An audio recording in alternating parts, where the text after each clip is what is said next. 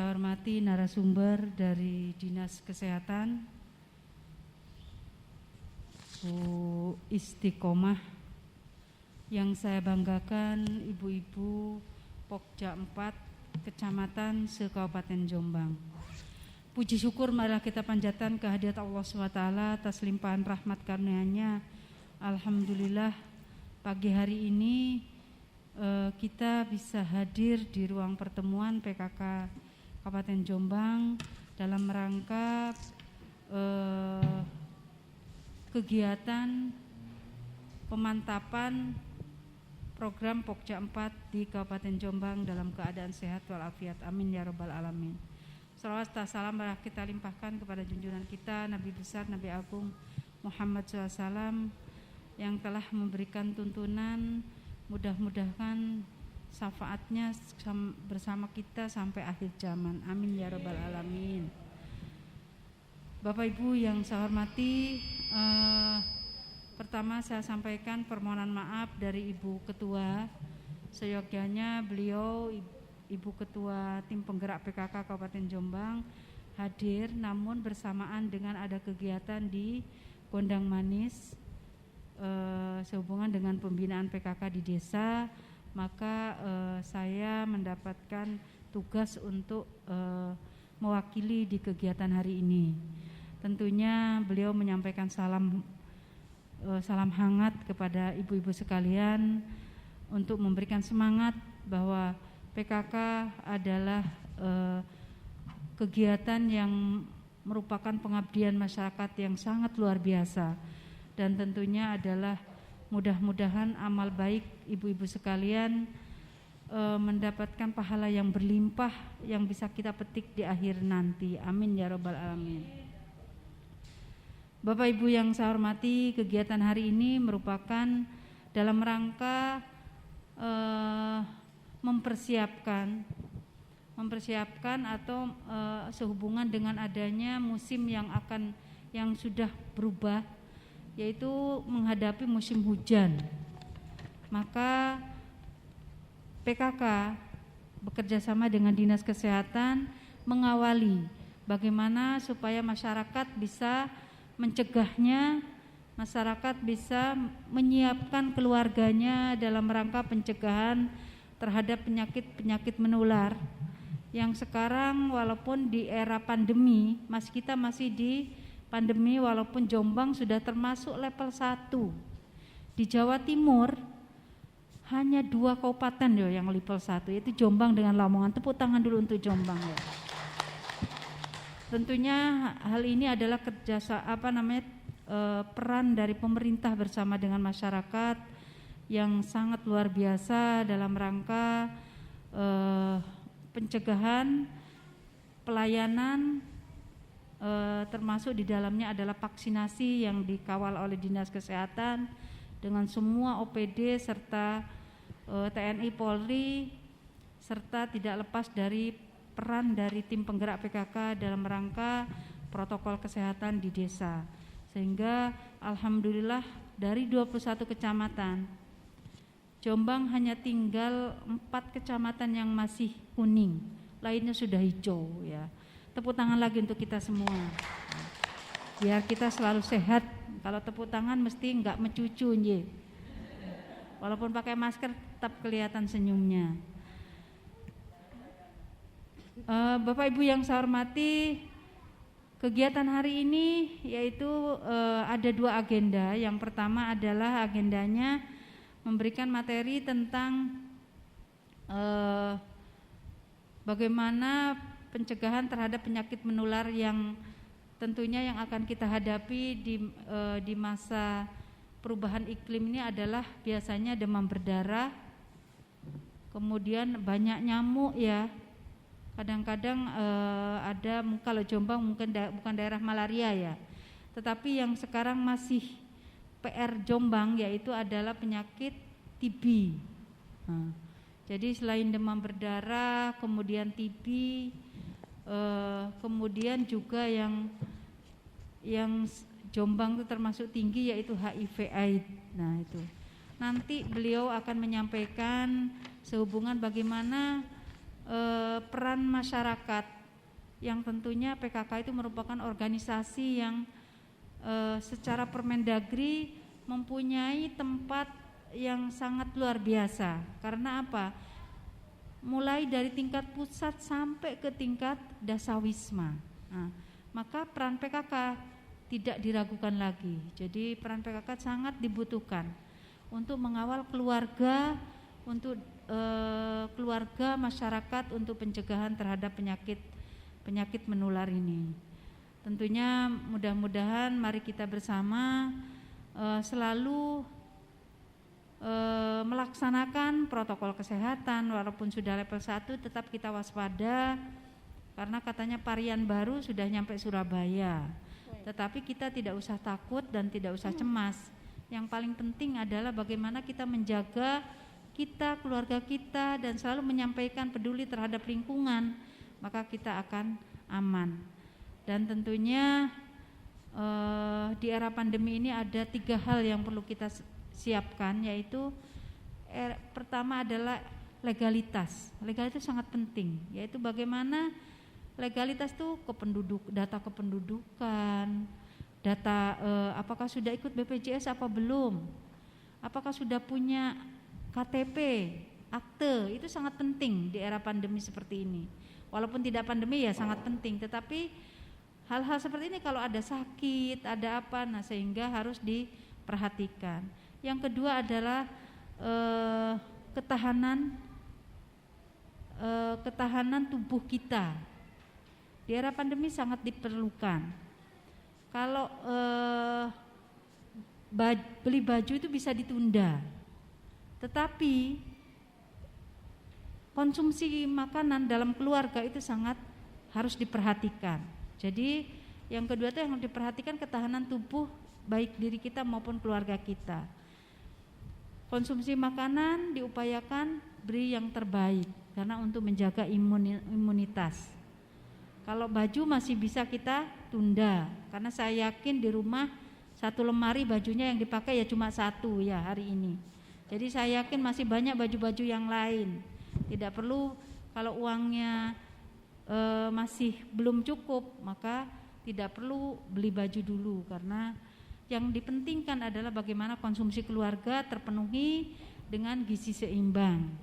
Kemudian yang ketiga adalah ketahanan ekonomi. Nah, ketahanan ekonomi dalam keluarga sangat diperlukan. Bagaimana keluarga bisa mengatur keuangannya. Di era pandemi semuanya serba sulit.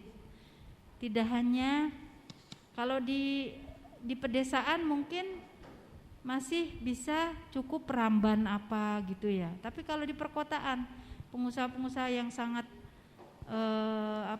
besar kayak mall, mereka sangat ruginya luar biasa. Banyak yang ada pengusaha besar, dia beralih jualan mie kocok, nah kayak gitu. Saking sulitnya dalam ekonomi. Nah, bagaimana peran PKK dalam ketahanan ekonomi?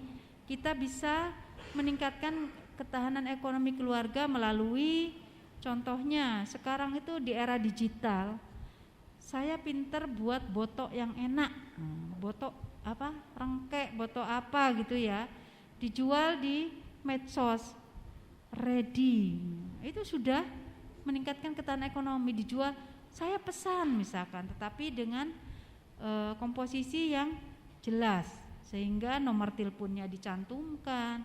Itu termasuk ketahanan ekonomi. Apa yang bisa kita lakukan? Perempuan tidak harus mengandalkan laki-laki yang mencari nafkah, tetapi perempuan juga bisa ikut dalam peningkatan ekonomi keluarga. Ya, kalau memang yang punya kewajiban adalah suami atau laki-laki, kepala rumah tangga, tetapi perempuan juga di era pembangunan sekarang kita diharapkan ikut membantu ketahanan ekonomi keluarga, yaitu dengan memaksimalkan apa yang kita mampu. Contoh, musimnya membuat konektor, apa yang bisa kita lakukan? Pakai monte-monte aja bisa jadi, itu dijual. Nah, itu salah satunya, yaitu tadi termasuk bisa membuat makanan, bisa apa yang bisa kita lakukan. Yang penting ada termasuk musim jamu ya, buat jamu yang enak misalkan. Kayak saya punya contoh, ponakan saya tuh di Bandung itu membuat namanya minuman dari serai, jahe sama jeruk nipis. Itu loh larisnya luar biasa. Ya, itu tapi minuman jadi tidak rempah, sehingga seperti minuman biasa tapi rasanya luar biasa. Jadi karena mereka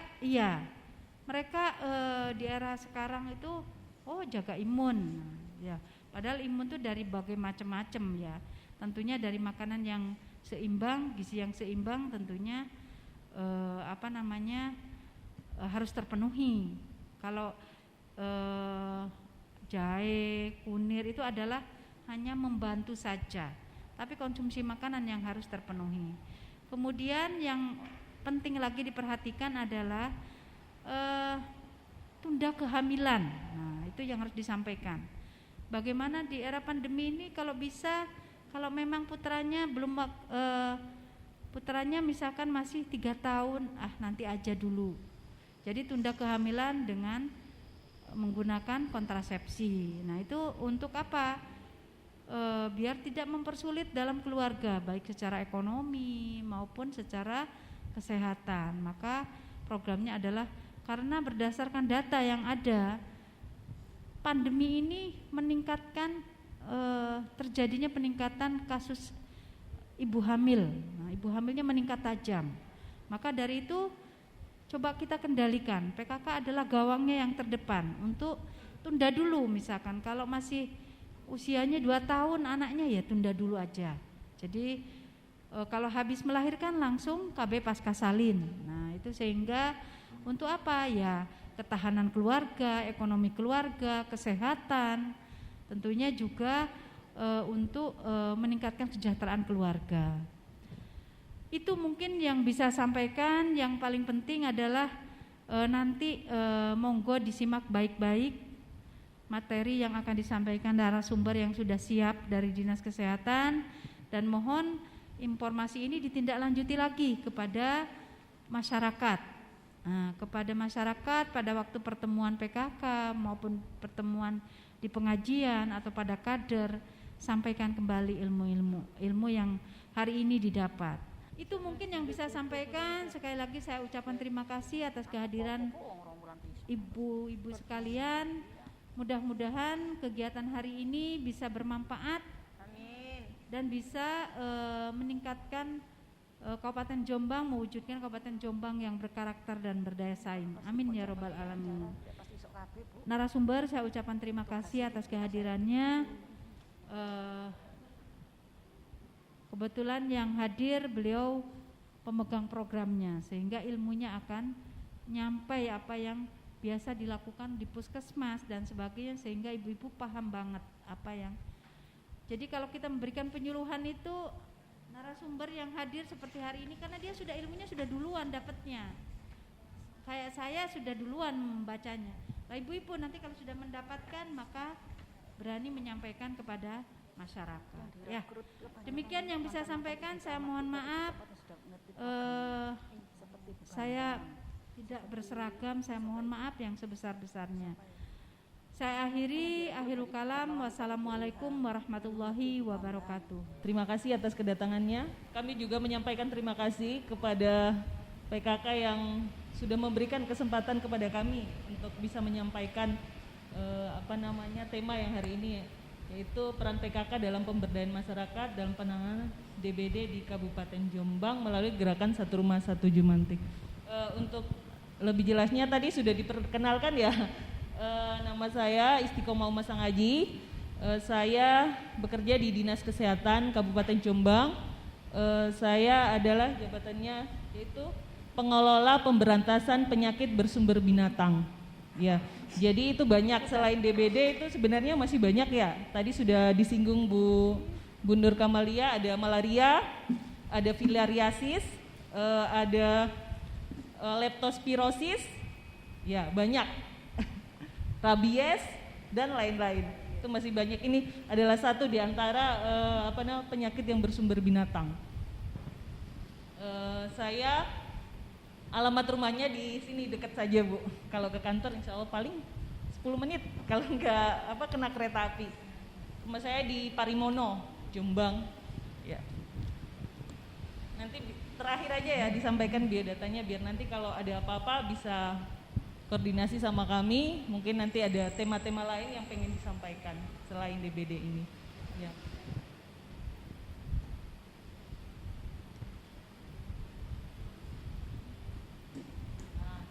Bu, ada pesan Itu ini adalah dasar hukum ya Ibu-ibu. Dasar hukum tentang penanggulangan DBD. Jadi selama ini bukan kita hanya berkegiatan ya, tapi kita punya dasar hukum mulai dari itu ada undang-undangnya, ada peraturan pemerintah, ada peraturan dari Menteri Kesehatan, terus ada yang terakhir yaitu adalah peraturan bupati. Ya, ini sebagai dasar acuan berkegiatan kami. Nah, untuk lebih jelasnya lagi yaitu demam berdarah dengue. Ini nyamuknya ya Bu ya. Kalau ini bukan nyamuk ini capung ya. Ini nyamuknya, dia sangat khas sekali. Nyamuknya ini ada bintik-bintik putihnya. Nah, itu. Ini penyakit menular yang sering menimbulkan wabah dan menyebabkan kematian. Ya. Nyamuk ini yang membawa virus ya. Dia bernama nyamuk Aedes aegypti. Dan ada satu lagi Aedes albopictus. Apabila kita terserang virus dari nyamuk dengue ini namanya virus dari nyamuk ini namanya virus dengue. Gejala awalnya demam, ya. Ini dan gejala klinis lainnya. Nih, sampai saat ini, apalagi di masa pandemi ini ya, belum ada yang namanya vaksin untuk DBD. Padahal sudah sekian lamanya untuk dicarikan formulanya untuk vaksin, tapi sampai saat ini belum. Ini menurut kriteria WHO, gejala klinis dari demam berdarah adalah demam mendadak tinggi. Nah, ini ada biasanya kalau sampai sudah parah ada pendarahan hidung ya, mimisan. Terus dia biasanya ada BAB yang mengeluarkan darah. Pembesaran ini, hepar, shock sampai shock biasanya tidak sadar. Nah, itu. Pemeriksaan yang dilakukan dalam menunjang ini, itu trombosit. Ya, di bawah 100 dan ada kenaikan hemokonsentrasi, kenaikannya di atas 20%. Ini siklus hidup nyamuk. Nyamuk mulai dari telur. Dari telur kemudian menjadi larva, ya, sampai menjadi pupa dan menjadi nyamuk dewasa seperti ini. Ini perjalanannya. Ini kita ingin membedakan. Jadi nyamuk di Indonesia itu ribuan spesiesnya, tapi yang menyebabkan penyakit adalah ini Aedes, ya ini larvanya, yang tadi besarnya jadi jentik-jentik tadi. Ini culek, yang biasa kalau pada malam hari gatal-gatal, yang pernah dikunjungi ya sama nyamuk ini, pasti semuanya. Tamu tadi undang ya. Terus Anopheles ini bisa menyebabkan penyakit malaria dan di Jombang ada. Jadi 3 jenis ini di Jombang ada semua. Pernah kita untuk turun lapangan pemeriksaan nyamuk ada semua. Tapi tergantung dia ada virusnya enggak nyamuknya itu. Nah ini dia penampakan waktu dewasa. Culek ini kan biasa malam hari tuh. Jadi jenengan nanti bisa kalau sudah pulang ke rumah bisa mengidentifikasi nyamuknya. Oh kalau ini coklat-coklat gini, oh berarti culek ya. Ini kalau ada bintik-bintiknya, oh berarti ini Aedes. Kalau seperti ini dia lebih panjang. Kalau menggigit dia posisi nungging berarti namanya nyamuk Anopheles. Ya, itu perbedaannya. Nah, ini yang vektornya DBD ya. Mirip sih. Tuh. Ini Aedes aegypti, ini albopictus. biasanya habitatnya berbeda. Kalau yang IDFT biasanya itu untuk yang di dalam rumah, ya penampungan air dalam rumah, misalnya kamar mandi, tempat dispenser, belakangnya kulkas, nah itu. Kalau ini biasanya di kebun, ya. Dia tempatnya di mana? Di pelepah daun, terus di cekukannya pohon, kan ada genangan air itu ya. Terus potongan bambu. Jadi mungkin selama ini kita kalau habis potong bambu kan bambu punya ruas-ruas ya.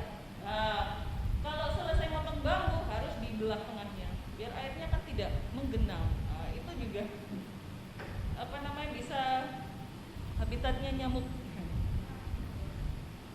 Ini sangat berperan karena banyak di rumah. Jarak terbangnya kurang lebih 100 meter. Nah, jadi kenapa selama ini kalau ada yang sakit kok langsung banyak sekali yang panas? Karena ini jarak terbang nyamuk itu minimal 100 meter. Terus selama ini udah pernah dengar belum kalau misalnya ada fogging terus tetangganya ikut, saya juga harus di fogging semuanya. Ada seperti itu ya. Ya. Jadi jarak terbang nyamuk itu 100 meter. Jadi kalau teman-teman puskesmas turun lapangan kalau ada yang panas ya biasanya ada laporan dari kita atau laporan dari masyarakat itu mereka turun PE penyelidikan epidemiologi. Seperti sekarang itu kalau dalam COVID itu tracing ya. Jadi mereka itu untuk turun lapangan melihat di sana dalam jarak terbang 100 meter ini kalau di rumah itu minimal 20 rumah di rumah penderita. Di situ diperiksa tempat penampungan airnya, ada positif jentik enggak? Kalau misalnya dari 20 rumah itu ada 5 saja positif jentik, nah itu sudah resikonya sangat tinggi. Apalagi ditambah lagi ada yang demam, selain penderita tadi ada demam 2 orang atau lebih. Nah itu resikonya sangat tinggi untuk penularan. Dan ini nyamuk itu bertelur, satu nyamuk ya 80 sampai 200 butir. Nah, ini bertahan dalam keadaan kering. Gimana bertahan dalam keadaan kering? Itu biasanya kalau kita di jalan melihat tempat minum kemasan atau apa saja yang bisa menampung air, di situ kalau misalnya tidak sengaja airnya tertumpah, tapi di situ nyamuk sudah bertelur, telurnya ditempatkan di samping-sampingnya itu. Jadi itu waktu airnya tidak ada, dia masih bertahan hidup selama 6 bulan. Jadi kenapa kok kita sering bertanya ya, kalau musim panas biasanya musim kemarau nyamuknya sedikit, tapi musim hujan kok banyak. Nah, salah satu penyebabnya adalah itu. Kadang nyamuknya itu telurnya masih bertahan hidup di tempat-tempat penampungan air yang secara kasat mata kita tidak bisa melihat.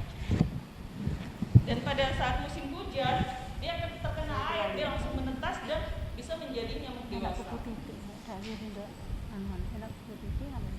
Nah ini 3 faktor yang berperan dalam infeksi dengue. Manusia, ya. Manusia kalau misalnya dia tidak sehat, ya pertahanan tubuhnya sudah tidak bagus, dia terkena virus. Virusnya dari mana? Nah, ini faktornya tadi adalah nyamuk. Nyamuknya dia membawa virus dan mengisap darah manusia, ya. Dan mengisap darah manusia. Nah, di sini terjadilah, ya. Jadi orang sakit itu ada perjalanannya, udah tahu-tahu sakit, gitu ya. Ada manusianya, ada virusnya, ada vektornya ini. Vektor sebagai perantaranya itu.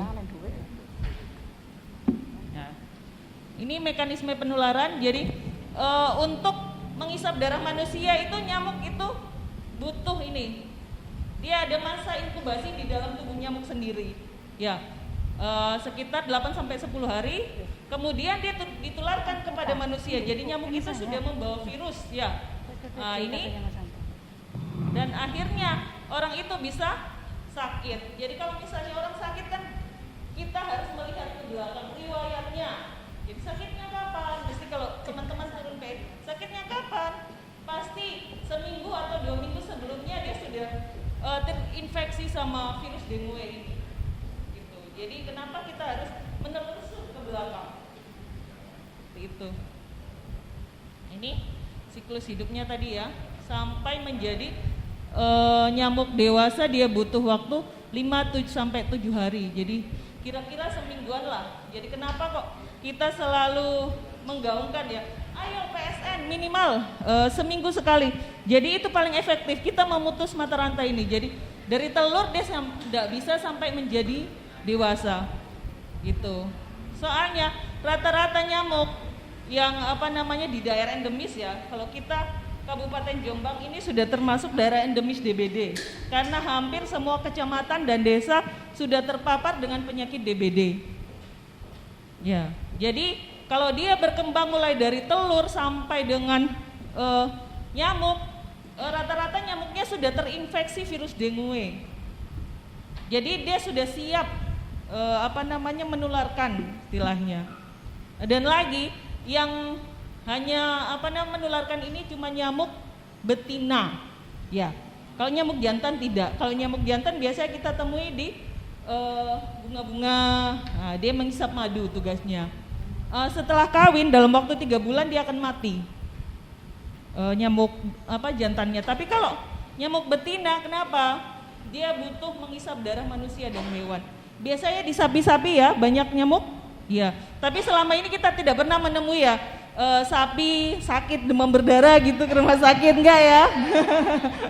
Yang paling banyak manusia. Nah, itu. Ini jadi emang dia butuh menghisap darah. Untuk apa? Untuk mematangkan sel telurnya ini. Ya, dia untuk bertahan hidup dia harus menghisap darah manusia. Seperti itu. Nah, ini pencegahannya adalah secara kimia, biologis, dan fisik. Nah, ini ada fogging, ini yang secara kimia ya. Sudah sering ya kita dapati di lingkungan kita ya, sudah sangat familiar sekali dengan fogging. Padahal ada cara lain yang bisa kita lakukan selain melaksanakan fogging. Fogging itu alternatif terakhir sebenarnya. Kalau mau kita lihat ya, setiap tahun itu kita harus menganggarkan untuk fogging ini, mau dan tidak mau. Karena kalau sudah ada fogging, kalau misalnya jenengan lihat, oh ada fogging dari puskesmas, itu berarti sudah ada penularan di situ. Makanya mau tidak mau kita harus melaksanakan fogging. Nah, fogging sendiri kita membutuhkan namanya insektisida. Insektisida itu racunnya untuk menyemprot. Terus kita juga butuh bahan bakar. Kita juga butuh orang yang sudah terlatih untuk menyemprot. Kita butuh APD. Banyak sekali yang harus kita anggarkan untuk fogging ini. Dalam setahun kita bisa memakan ratusan juta. Dan sekali fogging itu sekitar 1 juta lebih ya. Dan itu nanti kalau misalnya kita lihat cuman berupa asap dan selesai ya. Kalau misalnya kita tindak lanjuti dengan kegiatan PSN itu mubazir. Jadi kalau misalnya kita sudah melaksanakan PSN secara rutin, otomatis kasus DBD-nya bisa menurun dan uang ini mungkin bisa kita alihkan ya ke yang lain, mungkin biaya pendidikan atau biaya pembangunan yang lebih bermanfaat. Jadi banyak sekali yang sudah kita lakukan gitu. Nah ini abate, jenengan sering juga ditawarkan sama ibu-ibu beli abate gitu ya. Ada ya di lingkungan kita seperti itu. Sebenarnya abate itu ada. Dan kita setiap tahun insya Allah punya dan ada di puskesmas. Ya. Kenapa dari tahun ke tahun kok kita dapatnya anggaran semakin sedikit ya untuk abate ini? Jadi emang tidak semuanya kita berikan abate. Kenapa? Kita ingin masyarakat itu lebih mandiri, melaksanakan PSN secara rutin. Jadi abate itu digunakan untuk hanya orang-orang tertentu. Misalnya rumahnya yang bak kamar mandinya besar, biasanya yang sepuh-sepuh gitu kan, tidak mungkin ya seminggu sekali harus menguras. Nah itu mungkin bisa digunakan. Terus kalau misalnya kenapa harus menggunakan abate? Abate itu biasanya dia sebagai penghalang istilahnya. Jadi selama ini kalau jenengan mencuci bak kamar mandi biasanya menguras aja atau gimana? Selain dikasih sitron harus digosok sampai. Kenapa? Nah, tempat bertelurnya nyamuk di situ, di dinding-dinding kamar mandi. Ya. Jadi kalau misalnya kita hanya menguras air, ya, mengeluarkan airnya saja, nanti coba jenengan lihat kapan-kapan coba eksperimen sendiri di rumah. Terus dikeluarin airnya, tahu-tahu diisi lagi. Nanti kok jentiknya ada lagi? Ya karena itu, dia kan nempel di ya dinding situ. Jadi abata itu untuk apa? Dia sebagai penghalang gitu. Jadi nyamuknya itu tidak bisa meletakkan telur di dindingnya itu. Ya. Tapi kalau sudah pakai abata berarti nggak dikuras dong, gitu akhirnya ya.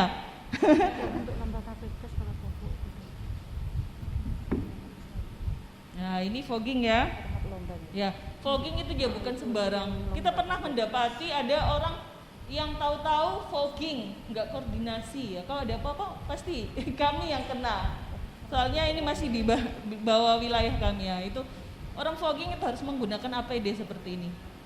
Ya, ada maskernya, masker corong, topi, ini semuanya tertutup gini. Jadi kenapa kalau mau fogging itu mesti ayo kita PSN dulu. Kenapa? Karena waktu di fogging yang mati hanya nyamuk dewasa, jentik-jentiknya enggak. Jadi ibaratnya kalau kita membunuh nyamuk dewasa, yang tadi ya yang jentiknya nyamuk bertelur aja berapa tadi? 80 sampai 200 sekali bertelur. Ya, berarti generasinya masih banyak dong. Kalau misalnya kita membunuh nyamuk dewasanya, ya. Seperti itu.